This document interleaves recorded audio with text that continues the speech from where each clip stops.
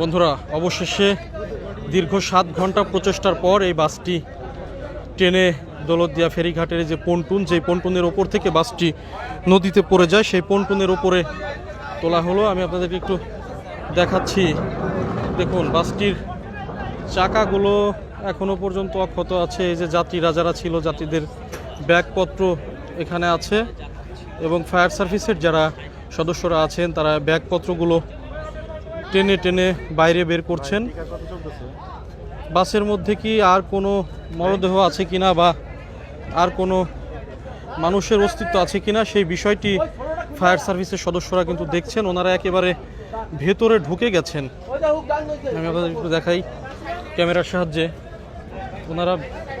ওনারা ভেতরে ঢুকে একেবারে, এই ভাই একটু শোনেন না ভাইয়া, একটু উনি বিআরডব্লিউটি এর একজন কর্মী, দুঃখিত। ওনারাও কাজ করছেন, ওনারাও প্রচুর পরিশ্রম করছেন এবং বাসটি একেবারে দেখুন, বাসের মধ্যে এখন পর্যন্ত আর কোনো মরদেহ একেবারে অবশিষ্ট নেই। ফায়ার সার্ভিসের যারা সদস্যরা আছেন তারা বাস থেকে এই যে ব্যাগপত্রগুলো টেনে টেনে বের করছেন। বন্ধুরা দেখুন, এই যে ব্যাগপত্রগুলো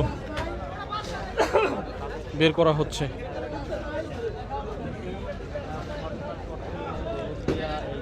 এই বাসটি বিকেল 4:45টার দিকে কুষ্টিয়া থেকে ঢাকার উদ্দেশ্যে যাচ্ছিল প্রায় 50 জন যাত্রী নিয়ে, এবং এই পন্টুন থেকেই কিন্তু বাসটি নিয়ন্ত্রণ হারিয়ে পদ্মা নদীতে পড়ে যায়। এখন পর্যন্ত 14টি মরদেহ উদ্ধার করা হয়েছে।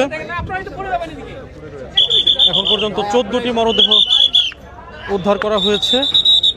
বাকি মরদেহগুলো নদীতে আছে, হয়তো নদীতে অভিযান চলছে মরদেহগুলো উদ্ধার করার জন্য।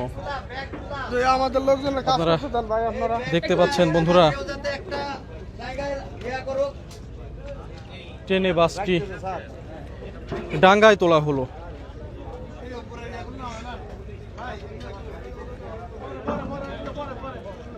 বন্ধুরা দেখুন, এই যে ব্যাগপত্রগুলো, এই ব্যাগগুলো নিয়েই কিন্তু ওনারা ঢাকার উদ্দেশ্যে যাচ্ছিল গ্রামের বাড়িতে ঈদ করে, এবং এই যাত্রায় যে ওনাদের শেষ যাত্রা হবে এটি কিন্তু কেউ আসলে তখন বুঝতে পারেনি। এখানে ফায়ার সার্ভিস, সেনাবাহিনী, পুলিশ, কোস্টগার্ডের সদস্যরা এখানে কাজ করছেন।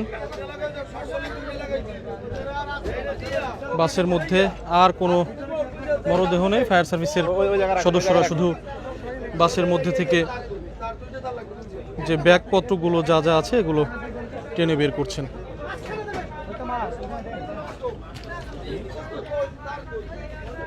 বন্ধুরা, ভিডিওটি বেশি বেশি শেয়ার করে সকলের মধ্যে ছড়িয়ে দিবেন।